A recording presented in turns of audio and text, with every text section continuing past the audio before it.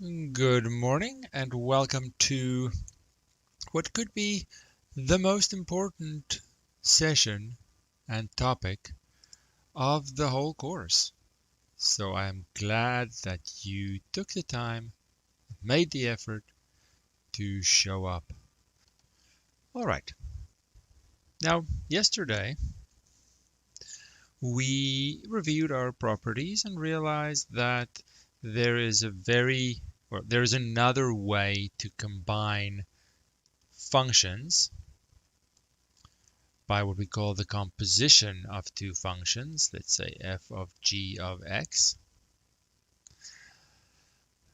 that we can't handle with our existing derivative properties. Now remember, our goal is the same here. We want to come up with ways that work to find the derivative of a function without using the limit definition. So we found that if we had a power of x, great, we can handle that. We have other properties to isolate that power of x. Great, they're important. Sort of support properties. We have ways to handle the addition of functions, subtraction, multiplication, division, but not this guy, not this guy. So let's just review how we need to look at this. We're going to have a function. So we're given some function. Call it f, call it whatever you want to call it. And let's keep it extremely simple. Let's suppose it's x squared plus 1. Actually, let's make it even simpler. Let's go 3x plus 1 squared. Let's go with that. Now our goal is to find the derivative. Now you might say, okay, well in this case, I don't need to see this as a function of a function. I can FOIL it out, great, and then go about my business with my existing properties. Sure, totally could. But what if that power was higher? Do you still want to FOIL it out? I bet you don't. So I'm taking a small example because we have a way to handle it. Let's suppose the old way. Nothing wrong with it, but it relies on the fact that I don't have too many brackets that I need to multiply. So because it's a bracket squared, my old way is to simplify first, and I can definitely handle this. Simplify first to see the function as 9x squared plus 6x plus 1. We can all do that. Then we find the derivative with our existing properties. That is a sum property. We have a constant times a function property. Then we can do the power rule. We have a constant property at the end there. A whole bunch of properties, but we are more comfortable with them because we've seen them. We've gotten used to them. We've practiced them. They are feeling a little bit better. So we'll have 18x plus 6. And of course, I shouldn't even have to say it, but if you have any doubt about the 18x plus 6, then this is not the lecture for you. You need to go back and watch this as a recording later. You will just get confused. We need to build this up correctly. So certainly, totally fine. Nothing wrong with it. It'll work. But hopefully you can see that this old way isn't always going to work. If I don't have an option or it's too time consuming, too much work to simplify first, what do?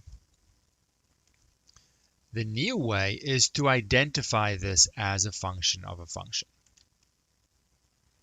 So let's say here, identify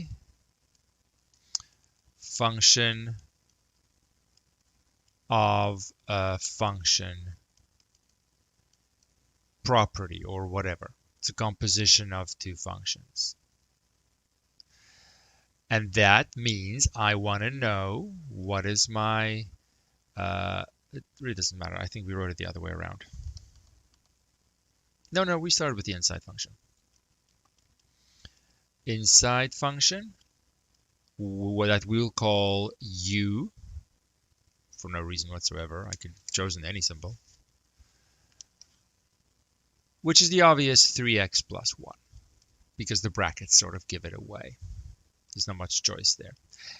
Once I have made that decision, the outside function is kind of fixed to go with it in order to get my original function back. I have no choice.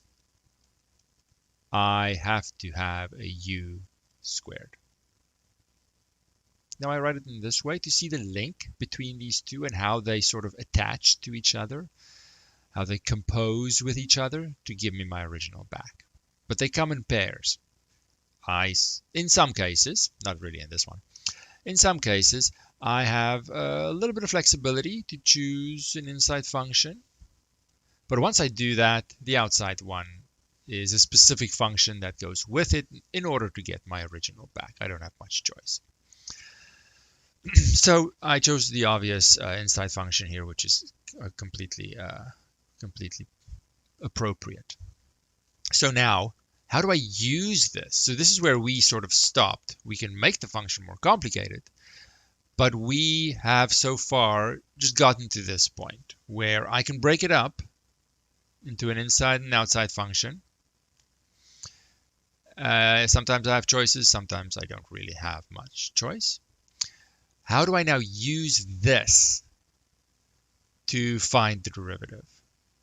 This is where the chain rule comes in. The chain rule is going to tell me how to combine these functions to find the derivative of the original. Now we'll apply it, but I have to write it in general first, I think. So let's keep our names the same. Let's suppose we have an inside function. Inside function, so let's say given f of x. That's my given function. We have looked at it, just like in our example. We have found an inside function. Let's call it u. Now note here that u is a function of x, right? It's defined in terms of x's. So I want to maybe just keep that in mind, and I write the brackets with it to remind myself when I talk about u as a function, x is the independent variable. With it will go my outside function that, just like we did here, we'll call f. Well, it's the name of the original. And as far as that function is concerned, its variable is u. So u. So the key here is to look at these sort of with blinders on. When I look at the inside function, there is nothing else. I see that as a function in x, which it is. When later on I look at the outside function, I see nothing else. This is a function, as if there is nothing else on the page. This function happens to have a variable called u. Doesn't matter what the variable is called. It's just a function. Okay, that is going to help me a lot. Okay, let me take this box off. There we go. Okay, so I have this setup. I have a function in u, which is going to be my inside function, function of x. I have a function called u, function of x. I have an outside function, which is going to be named the same as the original, and that's going to be a function of the variable u, which is always going to be the name of my inside function. Okay. Then, now here, remember we have different ways of, I'll do it at the bottom here. We have different ways of naming the derivative. We have, just in general, let's call the function g. We have the prime notation. We have the big D notation. And we also have the little d notation. They're all the same thing. In the case of the chain rule, the little d notation is going to help me remember this and set it up correctly. So I'm going to write my little d notation. My original function's name is f. My original variable is x. That's what I'm looking to find. This is the same as f prime of x. Exact same. I'm using the little d notation because when I look at this big picture, it's going to help me set this up. The chain rule says I'm going to have two parts. I'm going to have, let's do it with colors. Let's use some colors. I'm going to have a pink part, and I'm going to multiply that. Multiply.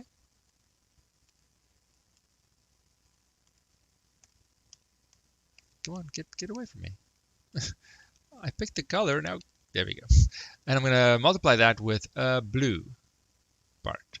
It's going to be two things multiplied together.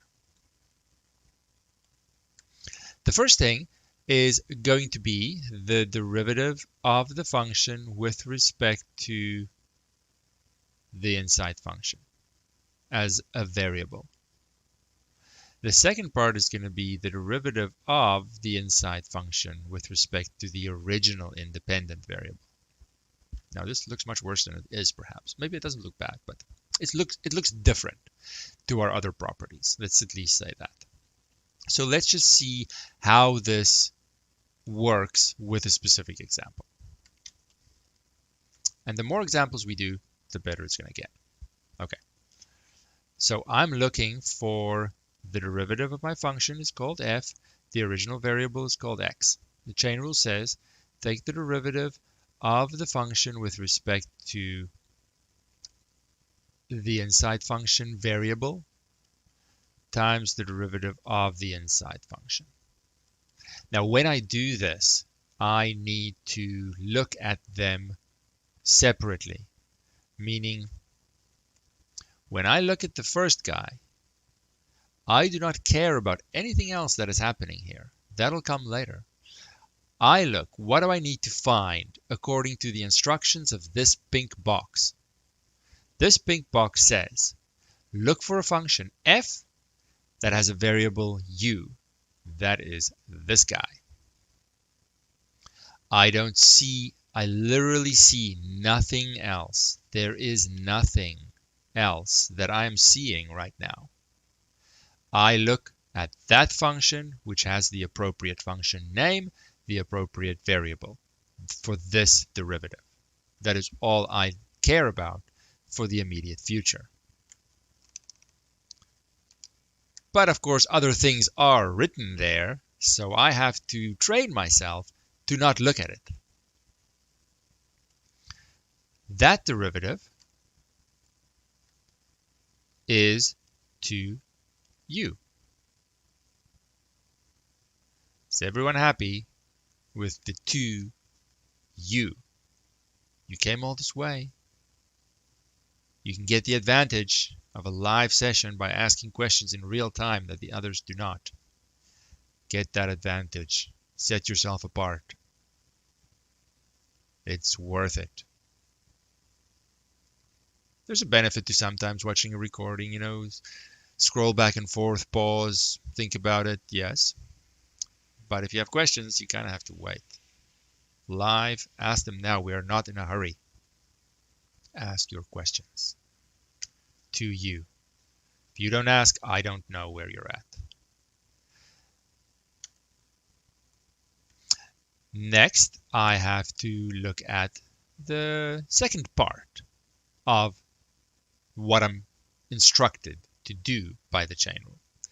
That says, take the derivative of u with respect to a variable x, which means I'm looking for a u function that has a variable x. So right there. And again, when I do the second part, I see nothing else. I don't care about anything else that I have done. It doesn't exist. And I emphasize that because I've seen many people get confused and overwhelmed because they want to do multiple things at the same time. They need to find the second part of the chain rule, but they're still thinking about the other part, and they look at a combination of things to do something. No, you have to train yourself, put blinders on, and only look at what this piece tells you to look at. You can save a lot of headaches, avoid a lot of headaches if you do that. But it takes training. Look at all these things written down, colors and all kinds of things distracting you. Yet I see none of it? Yes, none of it. You only see the two blue boxes. It takes time. So, I have found a function called u. It has a variable x. Its derivative is 3. All right. Now, I can simplify this to 6 times u. However, I'm not done technically. My original function was f and had a variable x. There were no u's in the original question. Technically, the u inside function was my choice to help me set up the chain rule and find the derivative. I didn't have to choose that. I could have done it the old way. And then my answer is in x. So the u being the choice that I make to find this derivative, I can't leave my answer in terms of u. That's not the original variable. I have to write it back to the original variable, but that's not a big deal because this u is over here and it is the same as 3x plus 1. So I simply substitute what u represents in terms of x and then I'm done. So don't forget this last step. The u is my choice. Someone else could have called it something else, right? The u was a choice. So you don't want to leave your answer with that choice. You want it to be in the same variable as the original question was, as the original function was. Now, do these match? Yes, they do. Yes, they do. The derivative is unique. If I'm finding the derivative, there is only one answer. How I find it? Well, sometimes I have a choice. Now, this seems, for sure, like an unnecessary thing to do. I just simplified it and found the derivative. Why do I need this chain rule? Well, many times I won't be able to simplify, and that's just not an option. If you have the option, great. Think about which one you want to do, and I would definitely do the first one because it's faster. But most often, you don't have a choice, and simplification is just not going to get you around these fancier properties. It's just not going to happen. Okay, so whether you think about the chain rule in general, whether you simply take the time and with each example it's getting a little better, a little better, a little better, doesn't matter. I'm never going to ask you to state the chain rule in general. It's applied to a specific function. Let's leave this open maybe and go to another page. I might as well go to some problems. Why not? I think it's problem time. Unless you thought of a question that you might want to ask. So now, number 1 is very similar. So maybe I'll skip that one and go to number 2. I am not going to show these and flip back and forth because I make copy errors. I'm just going to put it on my other screen and copy it from there. Feel free to check that I'm doing the copying right because that's certainly step 1. Make sure you copy the right question and you copy it correctly. That's important. Okay, so I'm going to do number 2. Whether you call it y, whether you call it f of x, I have y equals f of x equals. So to just emphasize that, swap the y and the f. Some people like y, some people like f. I could not care less. I'll stick to my f. But it's good to mix them up if you get stuck always thinking about one letter, and then when that letter changes, then you're totally lost. Nah, you need to mix it up a little bit. Okay, so here, I hope it's obvious to everyone. I in no way want to simplify this. It's never going to happen. It'll take me, I don't even know. Assuming I don't make a mistake, oh my goodness, it's going to take me a long time. Don't want to do it. There is a better way. It's the chain rule. I need to see this as a function of a function. So I say, let's actually get more creative with the colors. And let's say my pink is my inside function. The obvious choice, x squared plus 5x minus 1, right? There's no other choice, really. Once I've made that choice, I'm then stuck with my outside function to match it, which is obviously should have been in blue.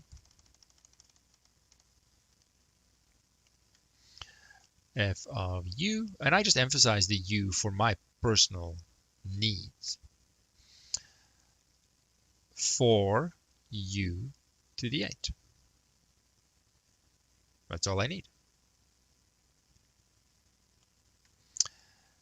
So the chain rule says f prime, which is what I'm looking for, my notation that helps me set up the chain rule, and I'll say why in a second, comes in 2 parts.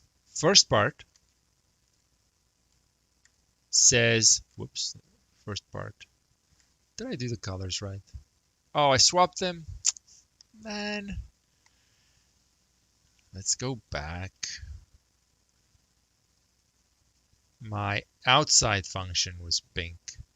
My inside function was blue. I don't want to confuse people now if they match answers and try to see similarities. I'm sorry. That was a boo-boo. Big boo-boo. Okay, we are in pink. We called the outside function pink, so it should be this one. For u to the 8. And then the blue is u. You can call it u as a function of x, which it is. There we go. Back on track. So now the outside function comes first in the setup of the chain rule. When I deconstruct the composition, the inside function, for me, comes first. So it's the derivative of my function with respect to this temporary inside function as a variable that I call u, times the derivative of the inside function, which is, of course, in terms of x.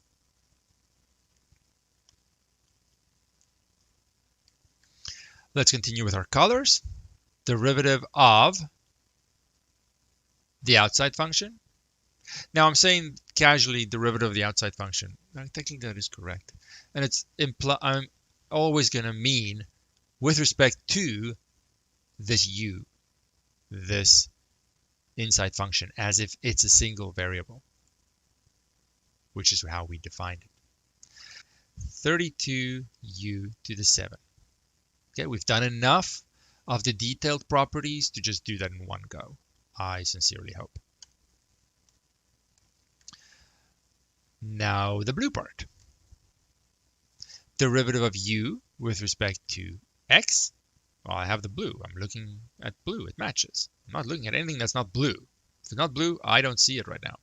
Of course, I have a 2x plus 5, but you should remember your brackets, right?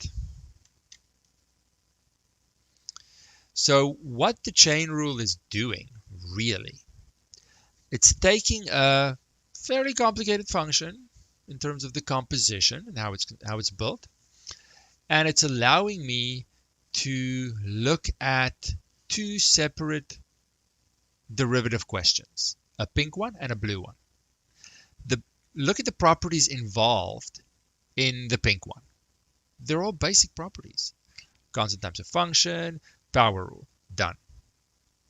Look at the properties involved in the blue one. All basic properties. Sum difference property, constant times a function, power rule, constant property, done.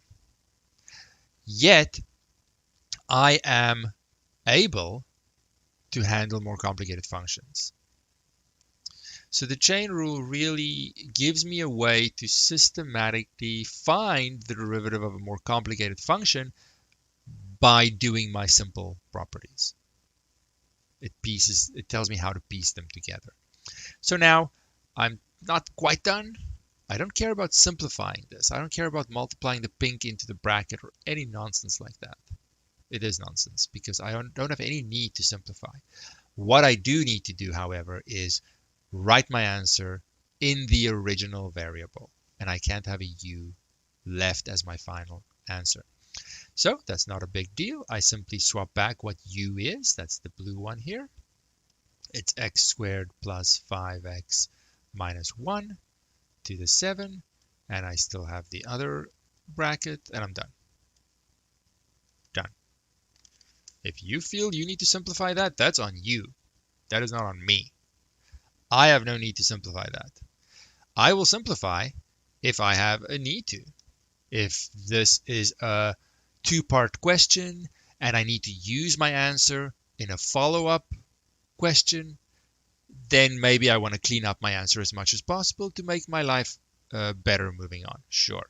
That's not the case here. I don't care about simplification. Once I have this, it's just a matter of practice.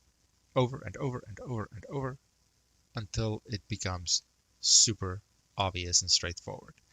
Because it's always going to look like this. It's always going to be the same thing.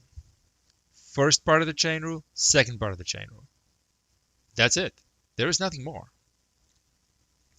But of course it relies on, there's some steps involved here, right? It relies on me splitting it up into an inside and outside function correctly, remembering how to piece the chain rule together, then doing it. Remember to swap back if you see a u.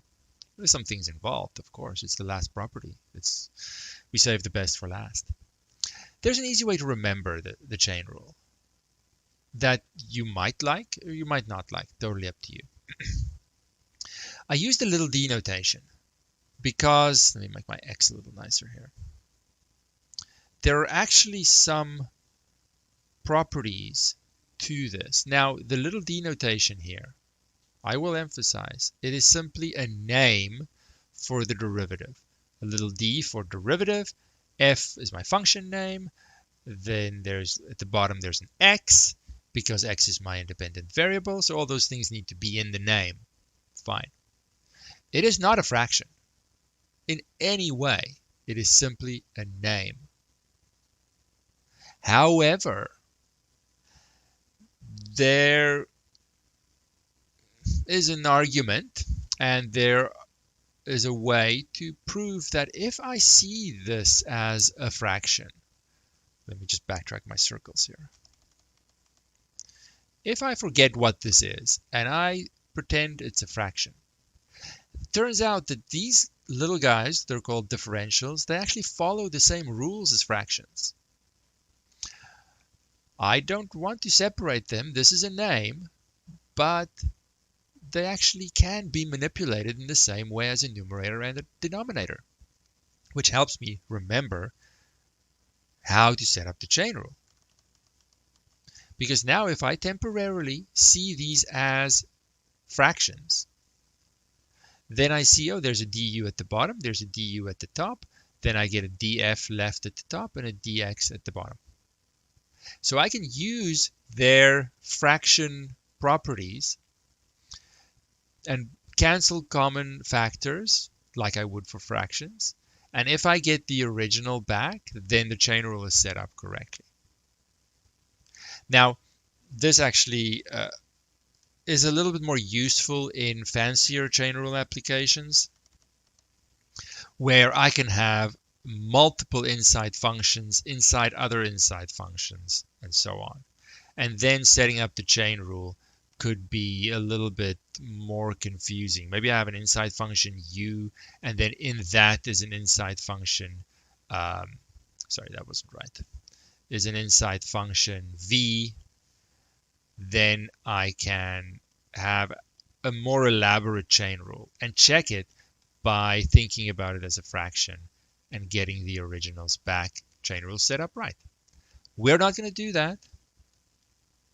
It is how it works. We are never going to need to do that. We'll just do it in two pieces, a first part of the chain rule and a second part of the chain rule.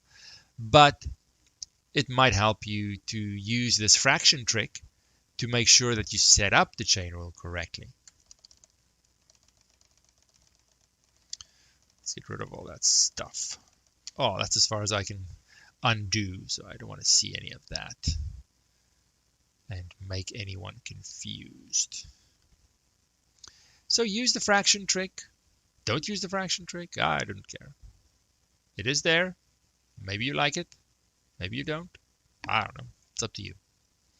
Personal preference. Let's practice some more.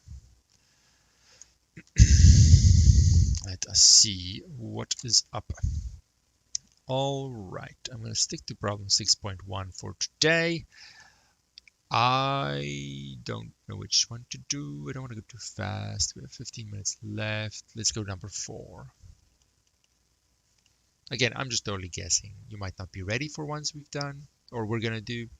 Maybe you are. Maybe it's too slow. Maybe it's too fast. I really don't know. I have my function.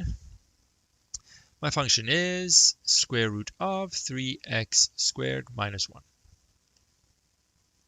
Now here is an example where there's really no obvious way without some advanced concepts to simplify this guy and get around the chain rule. It's simply not going to happen. It's just not going to happen. You need to use the chain rule. So I will. I don't know if you guys like the color. We're going to stick to the color, at least for a couple. Won't make the mistake of the wrong color at the wrong place this time. My inside function, I will call it u. It's obviously going to be a function of x. I don't really write that, though you can. It's the obvious choice, 3x squared minus 1. We'll come to functions that have different choices. Maybe what day is it? It's Friday, so maybe Monday. Yeah, we'll make this a little bit more complicated then. We have another session set aside for chain rule because it is so important. It takes time. So it's good that it's over a weekend. You can think about the basics and then see how you go into 6.2 and then see if you have any questions, and then we can figure it out and make everything clear on Monday as well. So once I have the choice for my inside function, outside function's done, right? There is no choice here. It's the square root of u. Okay, no problem. We spent all of yesterday making sure we can split these up. So chain rule says I jump between notations for my derivative as I want to. It really doesn't matter to me. But for the chain rule, I am always going to use the little d notation because of that fraction trick. I can verify to myself very quickly whether or not I'm setting up the chain rule correctly. And the prime notation, no, there's no guarantee that I'm setting it up. I've seen the prime notation in more complicated situations, fair enough, be very confusing, and people can make mistakes when they don't even realize it because the variable in question for the derivative isn't always obvious. So this little d notation makes it obvious. That's my function f. That's the variable x. I want to be pink, right? Derivative of the outside function. And you see its variable is u times derivative of the inside function. And you see its variable is x. So these are completely separate derivatives. Completely separate. And it honestly doesn't make any sense to me why you would want to do these at the same time. The chain rule works because it allows me to look at these separately. Because each one only requires basic properties. Now you might remember, where am I? I want to be pink. You might be someone that chooses to memorize the derivative of square root of the basic square root function. Oops, where's my 2? 1 over 2 root u. You might not. It doesn't matter. If you're not, I simply want to see this as a power of the variable, u in this case, and then use my power rule to write 1/2 u to the negative 1/2. Doesn't matter. They're different forms of the exact same thing. I'm not going to rewrite it. I'm not going to do anything. I just do it the way I want to do it. Then the derivative of the inside function, which is obviously, I hope, 6x. Not quite done. I see a u. My final answer cannot have a u. But I literally change nothing but replace u for what it is. Something else that I've seen, you can take from my experience. Others learn from others' mistakes and be better. Many people, they remember, okay, I can't have a u, so I need to replace it. Okay. While they're replacing it, they also want to simplify at the same time. And then they make mistakes. Don't do that. When I do my replacement of u back to x's, that is literally the only thing I do. I don't move anything.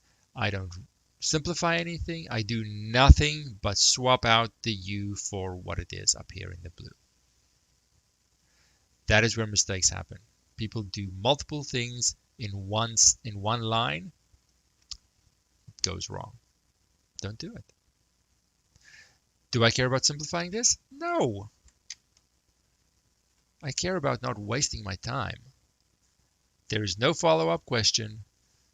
The question doesn't specifically say simplify. I will not simplify it.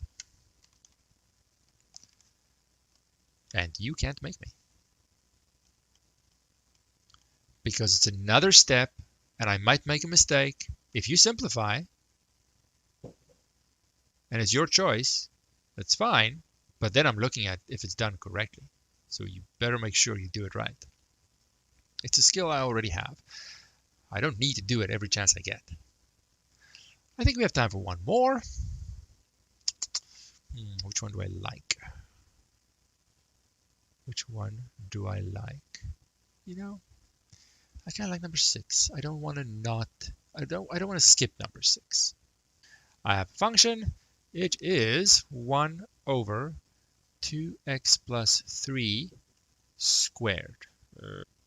Now you might not know, ooh, there are other choices. Am I going with the right one? If it works, then it's good. Just because there are other choices that could also work doesn't mean yours is bad. This is a perfectly good one. But of course, once I choose it, my outside function is kind of stuck to 1 over u squared. That's okay. No problem. Because we said last time, any choice is good if it gives me an outside function that I can find the derivative easily. It's straightforward, it's basic properties. And this one certainly is. Certainly. Okay, so then there's no need to overthink the inside function choice. So by the chain rule, I am looking for the derivative of my original function in terms of the original variable. Chain rule says, take the derivative of the outside function times the derivative of the inside function with respect to its variable. All right, let's do it. What property or properties am I going to use for the derivative of the outside function, the pink one? It is certainly the power rule. Now, you could look at this and say, but I have a fraction. It's the quotient rule. The quotient rule is not wrong, but it's overkill because I have no variable at the top. It's completely unnecessary. It's like you have a sledgehammer to knock a teeny tiny nail. It'll work. That nail's going in, but it wasn't necessary. Always aim for the simplest rule that you can to avoid mistakes. So seeing it as just the power of u, which I totally can, it's negative 2u to the negative 3. No problem. There are people, I can't say I understand them, but there are people that use the quotient rule for this. It won't be wrong, but why? Why would you do that? I don't know. I can't think of any good reason. But it would work. Always go for the path of least resistance. Simplest. Derivative of u, or just 2. I'm very close to being done, but not quite. Because I see a u, I need to replace it with its equivalent x representation. So I now make a point, I change nothing. Literally nothing but the u. I don't put the 2 in front, I don't do anything, because that's where mistakes come. Should I put the 2 in front and make it a negative 4? Should I put the bracket underneath in the denominator and make it cubed? That's up to you. I don't care. I'm done. I've moved on with my life. Totally up to you.